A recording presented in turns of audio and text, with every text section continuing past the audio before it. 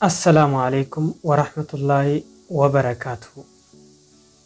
أكم نجيا جرتو هندي خيسنو بك جرتني تربي نسم برا جراتو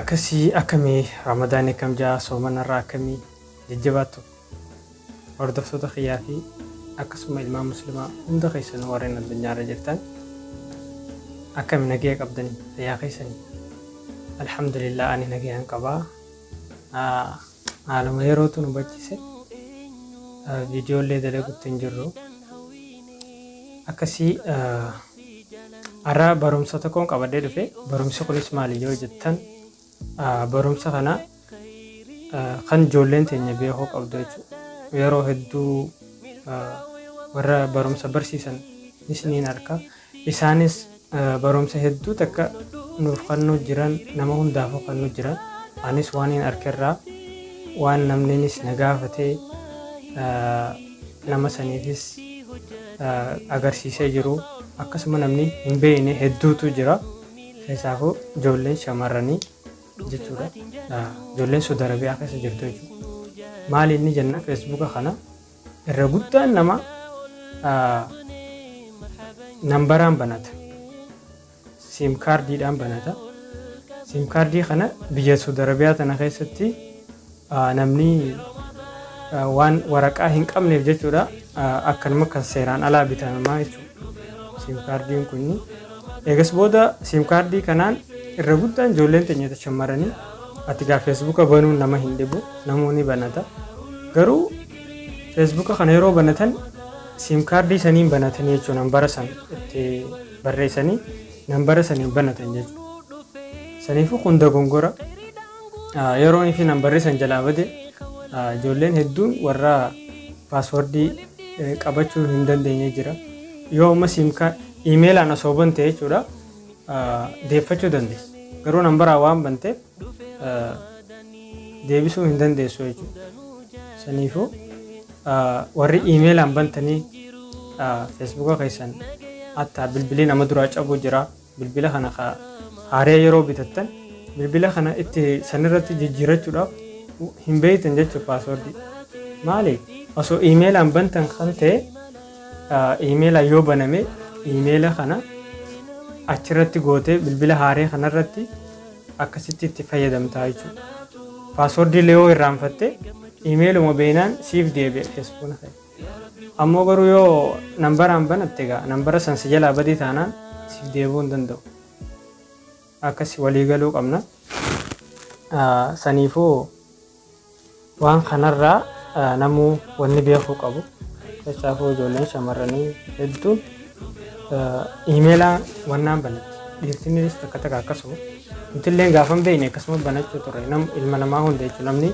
guyyuma keessaa waa barachaa deema saniifuu ijoollee teenya wanneen isinii dhaamu irra guddaa iimeelaan banadhaan isinii jaa feesbuuka haaree yoo banattanis kan qabdanis iimeelatti jijjiirachuu ni dandeessan bakka silaa nambaraan jiru sanii cheenji gootanii jijjiiruu dandeessanii jechuudha nambara keessanitti maali iimeela keessanitti jijjiirachuu dandeessan saniifuu akkasii viidiyoolee isinitti hin dheeressu akkasii viidiyoon isinii gadhiisu tana laalaatii hordofaa akkasitti jechuudha warreen nambaraan banattanii jirtan akkaataa itti iimeelatti cheenji gootanii itti jijjiirrattan saniin isin garsaa akkasuma warreen iimeela banachuun beeknee jira kana hundaa jechuun isiniin garsiisa inshaallah guyyuma guyyaadhaanii waan hin beekurraa hundaa jechuudha akkasiitii warreen iimoo fayyadamtan warreen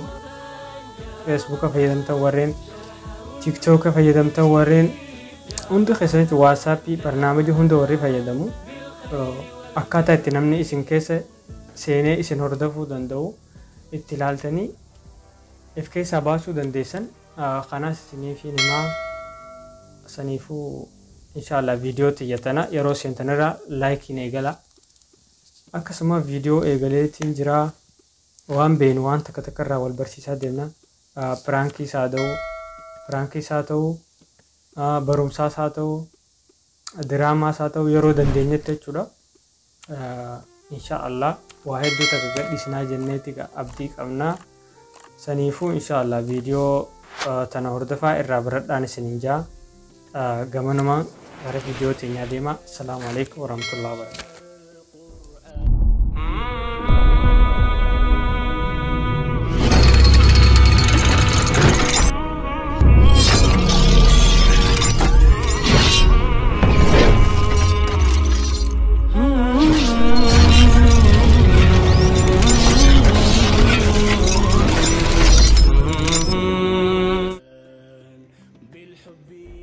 Egaa gama barumsa keenyaa dhufnee jirra.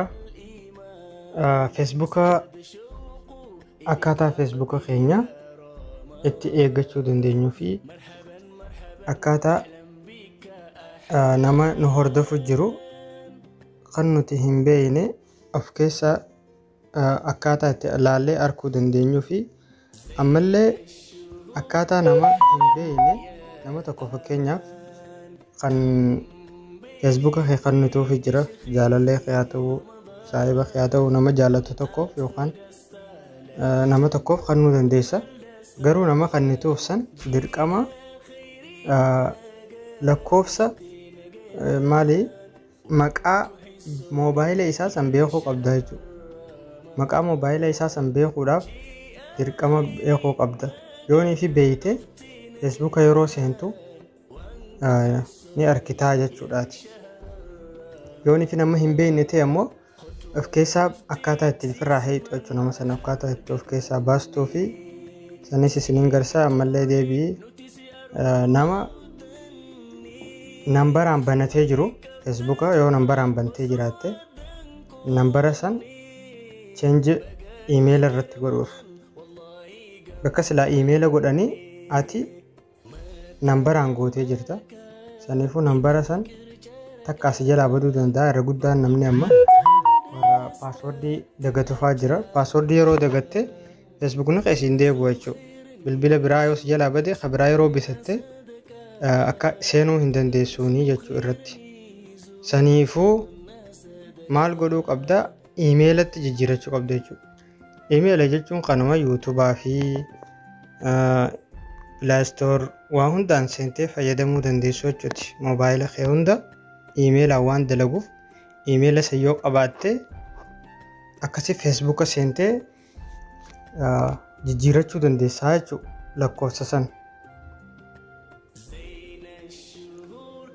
Egaa akkasumatti iimeela Facebook keenya seennee bakka lakkoofsaa san iimeela keenya naquudhaaf ammallee iimeela yoo nambaraan bantanii jiraattan nambara san of keessaa akkaataa itti hiitan yoonii fi jala taa'ellee rakkoo hin qabu. Ati garuu keessaa warreen ijoolleen Saudi Arabiyaa keessa jirtu bilbillee kee waan si duraa baduuf jecha osuma harkaa qabduufaa sirra cufamuufaa mala. Saniifuu ati yoonii fi jalaa hiixee irra bareedaadhaan jaa ijoolleen Saudi Arabiyaa keessa jirtu yoonii fi irraa jalaa hiixee irra bareedaa. Akkasuma iimeela kee yeroonii fi irratti godhattee jechuudha. Public irraan keessu dhokeessuu qabdaa jechuudha. Onlii irra keessee akka ati qoftiin argitu keessee irra kaayachuu qabda. Sanii barumsa keenya adeemnuun isiniin jaa. Na hordofaa sirriitti jala deemaatii itti fayyadamaadhaan isiniin jaa. Akkasuma Facebook ni dhufta. Facebook yeroo dhufte akkana ol harkista. Jala kanatti setting and privacy kajoo kana seenta. Yeroo nuti seente ammallee settingii dhufta. Settingii kana seenta. Settingii yeroo seente kanatti sii fida. Yeroo nuti akkanatti sii fidee password and security kajoo kana xuyxaa jechuudha. Yeroo nuti as xuyxe as si fida jechuudha. Yeroo nuti as akkana si fidee maal gootaa? Where you're logged in kajoo kana asitti all kana xuyxaa jechuudha. Yeroo nuti all kana xuyxe as naqaa jechuudha. Akkanatti nama kummaal jechuudha. Nama osoo ati hin beekne seenee si hordofu jiru jechuudha. Yoo nuti akkanatti Facebook kee jala jiraate nama bilbila kee seenee Facebook kee hojii fayyadamu jiru. Kunuunti amma awwaaniin seenee ni jiruuf kunuunti nuu kiyya jechuudha. Kompiiteriinis bilbilli kunuunti nuu kaniin ittiin seenee jechuudha. Saniifuu yoonii fi ati ammoo akkanatti bilbila kana nama kiyya kana kaniin isin waraabu jiruun kun kana jechuudha gubbarratti. Samsung Galaxy A31 kajoo kana 30 takka kana magaalaa Saudi Arabiyaa irraa jechuudha Riyadh. Bakka itti seentee jirtu as yeroo bakka ati jirtu asitti si fide jechuudha lookishina kee. Saniifuu bilbilli ati fayyadamu jirtuun kana. Kan hundi ammoo asii gadiin qoxoqoxoqaa qabu kan hundi kan seenee jiru jechuudha. Facebook kee warra si hojii fayyadamu jiru jechuudha. Saniifuu ati akkam goota yoon ifi nama hin beekne taate qoxoqoqaa sadeen tana akkanatti warra kana jiru kana qoxoqaa tanarra yeroo takka tuyita akkana si dhufa log out kajoo kana tuyitee ofirraa baasuu qabdaa jechuudha. Akkasi irraan isin deebi'aa warra hin galiniif yoo jiraate namni irra guddaan ni beekagaa kan beeyne suma jira jechuudha. Namuu suutuma jee barata. Saniifuu irraan isin deebi'aa as Facebook yeroo seente Facebook kee as seentaa jechuudha. Qoxoqaa sadeen kana yeroo seente san booda settingii kana dhufta. Settingii kana yeroo seente akkana sii fida. Lammaffaa irra jiru kana password and security kajoo kana tuyixaa jechuudha. Yeroo ni as tuyite si ol kana tuyita bakka kana. Yeroo ni as seente akkanatti sii fida jechuudha. Namni kun hundi nama ati hin beekne yoo taate gabaabumatti qoxoqaa sadeen kana tuyitee ofirraa log out gootee baastaa jechuudha. Anama kun hundi waan an beekuuf jecha taa'us rakkoo hin qabu. Saniifuu kee ammoo asirratti akkasii fida biyyee jirtu bilbila kee kana as gubbaa jiru kun keeteeti walumaa galatti kun as gubbaa jiru kun keeti. Actives now kajoo kana oliin keeti jechuudha. Asii gad ammoo warra ati kanneesee fi ittiin seene jechuudha kanneen hundi. Saniifuu akkasiin isin jaa magaalaa irraa seene hundaa wajjin isinii fidaa jechuudha. Magaalaa bilbila kunatti seene isinii fida lookishina isaa. Saniifuu tuqaa kana seentanii ofirraa baasuu qabdanii isinii jaa. Barumsa lammaffaa irratti iimeelaa warreen bannee jirru harma gabaabaaniin isin garsiisa. Warreen nambaraan bantanii jirtan nambara keessan iimeelatti jijjiirrachuudhaaf piroofaayila keessan ni seentan jechuudha. Asirra yeroo piroofaayila keessan seentan akkana ol harkistanii asirratti si dhufa jechuudha. About info kajoo kanarratti tuyixan jechuudha yeroo takka. Yeroo ni fi akkanatti tuyite kun karaa gabaabaa akkanatti ol harkistee as jalatti si dhufa jechuudha iimeelli fi yookaan ammoo kiyya kun amma iimeelaa waan jiruuf iimeela kiyya naaf fida asirratti. Yoon bilbilaan banadhee jiraadhes bilbila naaf fida jechuudha. Kun ammoo only ana qofaatu arga namni arguu hin danda'u. Saniifuu ati kanallee akkana olmi irra keessee akkaataatti keessattuu siin garsiisaa jechuudha. Saniifuu edit kajoo kana seenta. Edit kana yeroo seente edit eega seente booda kanar sadaffaa kanarratti manage account info kajoo kanarratti tuyixaa jechuudha yeroo ta'u. Yeroo ni fi akka tuyite bilbilli ammaan bilbilaanis godheetiin jira iimeelaanis ni qabaa jechuudha. Bilbilli kunis waan kiyyateef jecha garuu dhokeesseetiin jira jechuudha akka namni hin argine. Saniifuu ati yoonii fi bilbilli jiraate bilbila yoo feetanii dhiifatte yoo feete jalaa baafta. San rakkoo hin qabu. Ammoo maal goota asirratti add email address kajoo kana asirratti tuyita. Yeroo ni fi asirratti tuyite iimeela bakka yuutuubaa yookaan iimeela haarii yoo banattes iimeela san fiddee gubbaa kanarratti neexxa. Gubbaa kanarratti yeroo neexxe san booda paaswordii feesbuuka keetii asirratti neexxa. Eegas booda add email address kajoo kana yeroo cuqaaste takkumatti jechuudha siif jijjiiraa jechuudha. Saniifuu akkas godhadhuun siin jaha.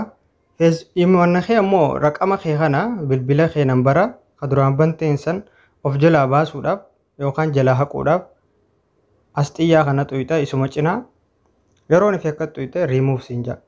Remove kana dhuftee yeroo tuyite asitti akkasitti si fida jechuudha. Asirra yoo raayitii bante remove number sinja. Yeroo remove number kana goote amma bee godheensi garsa yeroo ni fi akkana goote remove goote. Yeroo remove kana goote asi password si fide jechuudha.